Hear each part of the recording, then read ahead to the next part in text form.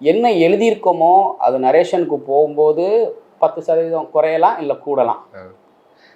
ஃபீல்டுக்கு போகும்போது அது டோட்டலாகவே சேஞ்ச் ஆகிறதுக்கான வாய்ப்புகள் அதிகமாகவும் இருக்கும். சூழ்நிலைக்கு சார்ந்து சில விஷயங்களை காம்ப்ரமைஸ் பண்ணி தான் ஆகணுன்ற நிலைமையும் தள்ளப்படும். இப்போ நம்ம இதில் எடுத்துக்கிட்டோம்னா தீபாவளி போனஸில் இன்னும் ஒரு 5 நிமிஷத்துக்கான கதை எழுதுனதுலையும் இருந்தது. கிளைமேக்ஸ்க்கு அப்புறம் அதுக்கப்புறமும் ஒரு 5 நிமிஷம் ஒன்று இருக்குது. அது ஹீரோயின்ஸ்க்கும் அந்த கதை சொல்லப்பட்டது. அதை என்கிட்ட கேட்கவும் செஞ்சாங்க, அந்த இது ஏன் இல்லை அப்படின்னு.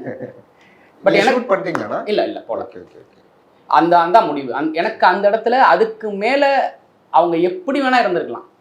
அவங்களுக்கான கிடைச்ச போனஸுங்கிறது அவங்க எடுக்கிற முடிவாக தான் இருக்கணுங்கிறது தான் என்னோட இதாக இருந்துச்சு. அவங்களோட லைஃபையே அதுதான் அவங்களுக்கான போனஸ். அந்த லைஃபோட அடுத்த ஒரு புதுசாக ஒரு முடிவு எடுத்துட்டாங்கல்ல, அந்த வழி அதுதான் அவங்களுக்கான